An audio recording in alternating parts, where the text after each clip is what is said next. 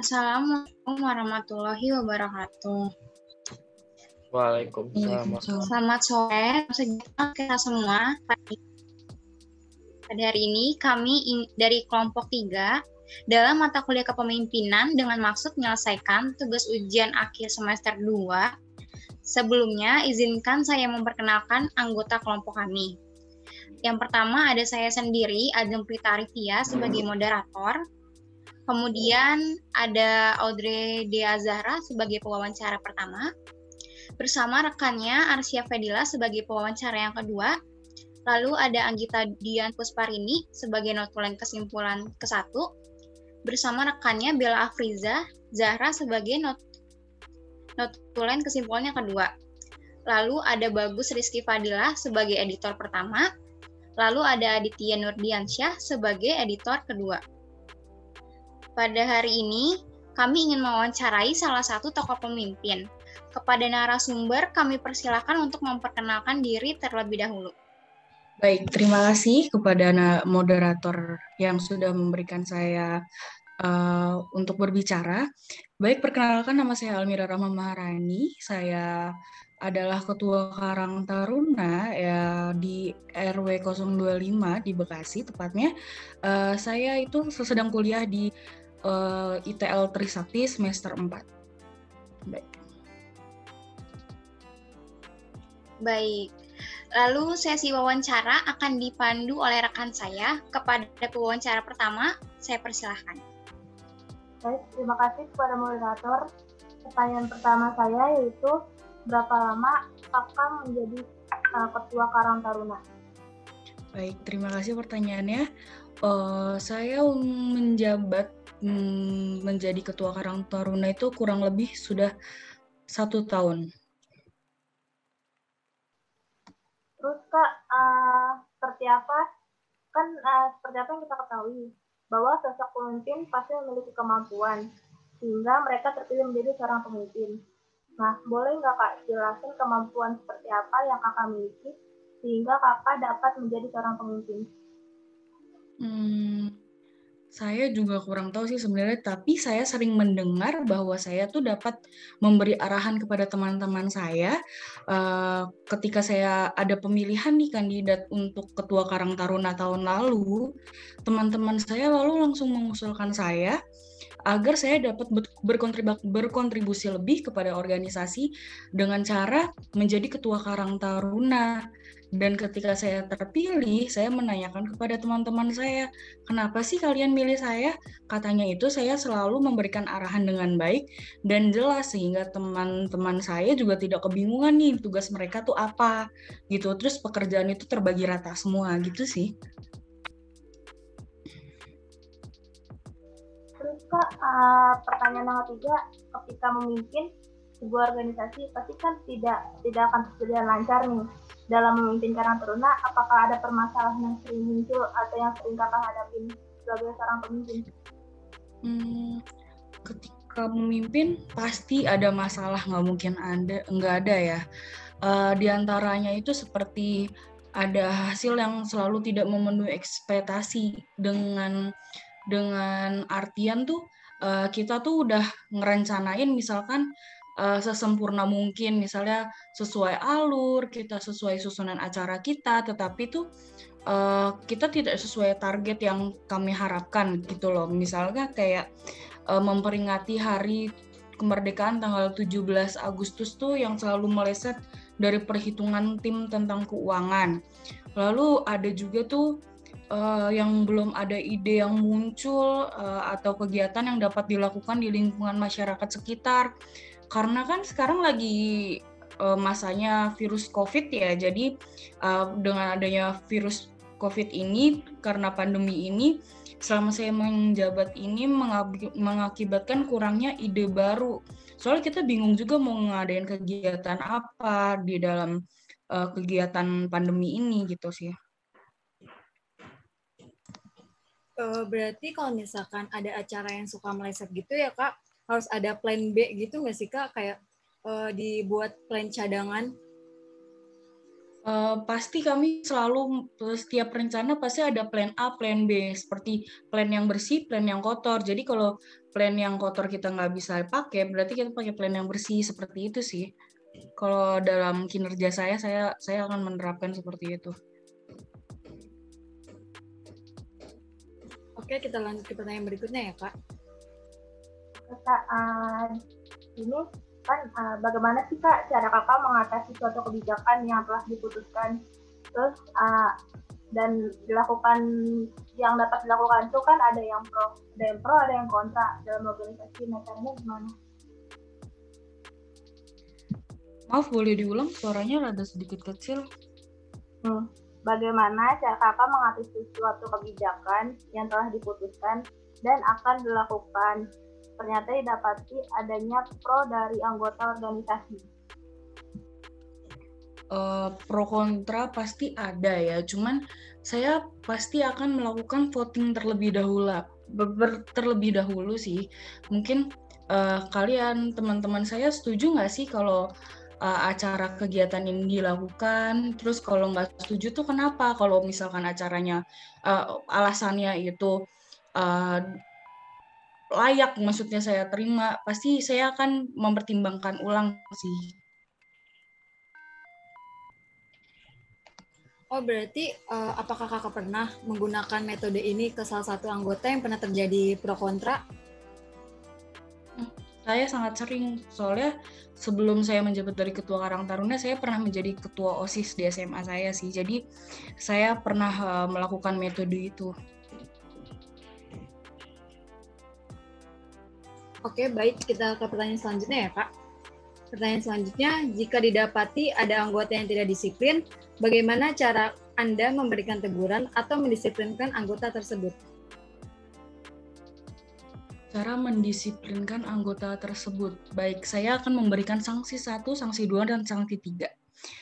Sanksi 1 berupa teguran, kedua berupa teguran, ketiga berupa tindakan. Tindakannya apa? Tindakannya saya akan mempertanyakan dengan serius apakah kamu masih berminat di dalam organisasi ini atau tidak. Jika tidak, kamu silakan keluar. Tapi jika iya, ini kesempatan terakhir kamu. Seperti itu sih.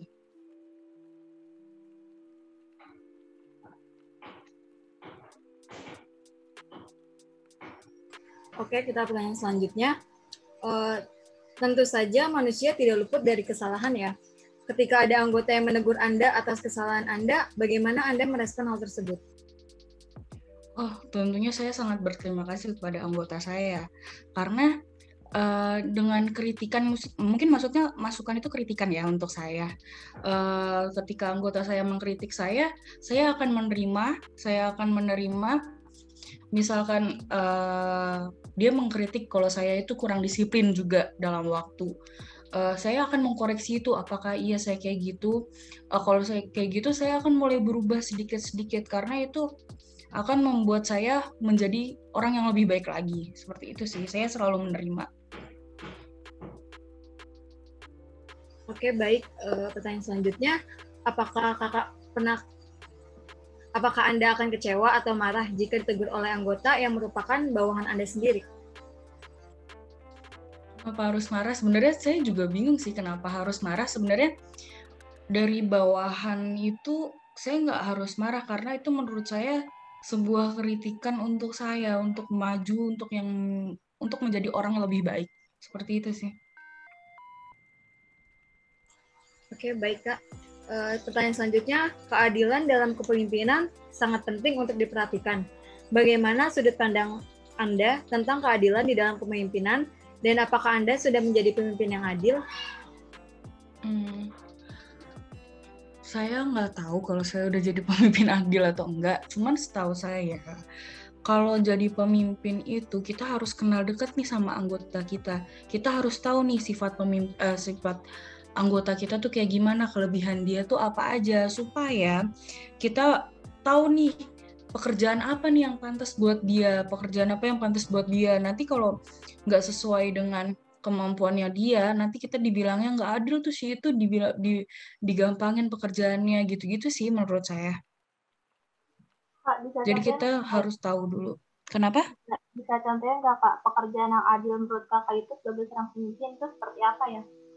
Pekerjaan yang adil menurut saya itu pekerjaan yang sesuai dengan kemampuan dia gitu loh. Maksudnya yang adil tuh misalkan si A ini dia bisanya matematika, misalkan seperti itu ya, matematika. Yang si B ini bisanya fisika. Nggak mungkin dong si A saya kasih fisika, si B saya kasih matematika. Saya akan memberikan sesuai kemampuan saya, seperti itu sih, kemampuan mereka. Maka saya akan berlaku adil di sana.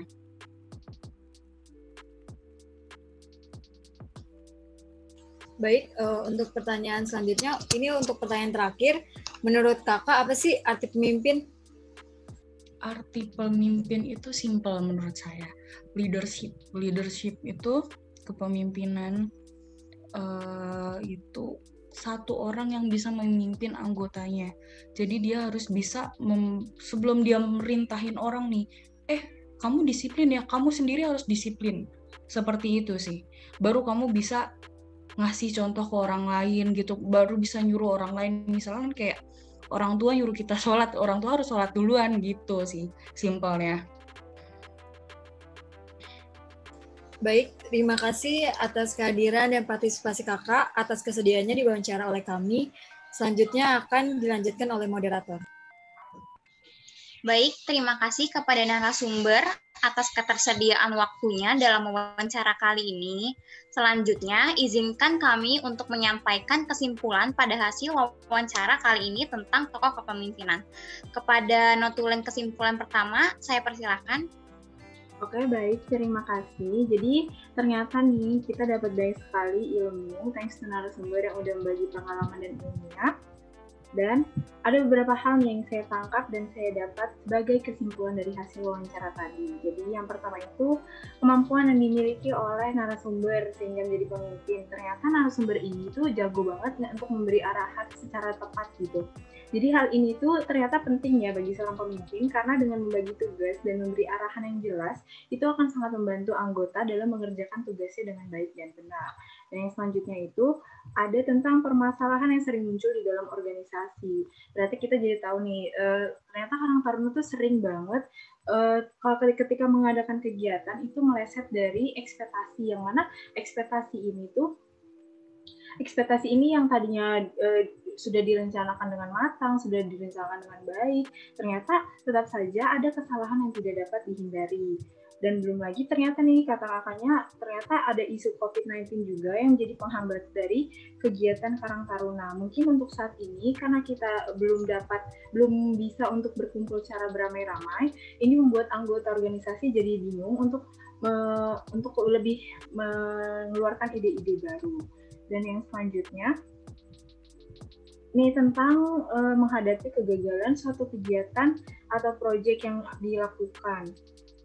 Ternyata setelah adanya kegagalan seperti ini, narasumber ini sebagai pemimpin Karang Taruna akan mencari tahu apa sih yang menjadi kegagalan dari mereka, apa sih yang salah gitu dari yang sebelum-sebelumnya sehingga menjadi pelajaran untuk kegiatan selanjutnya.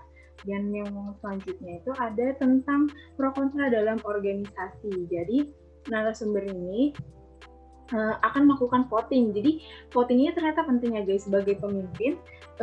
Kakaknya ini akan melakukan demokrasi gitu.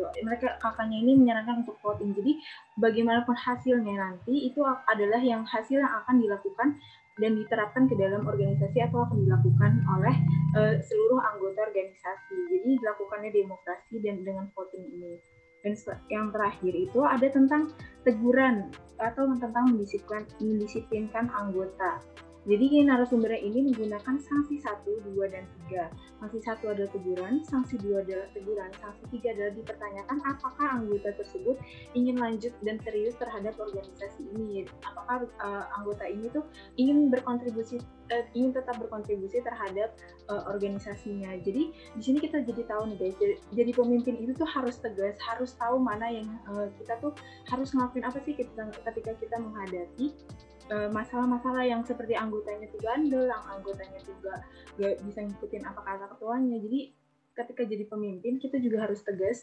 Jadi ketika memberi sanksi kita harus mengimplementasikan apa yang telah kita menjadi peraturan. Seperti kakaknya tadi ada sanksi 1, 2 sebagai teguran, dan itu tuh benar-benar dijalankan.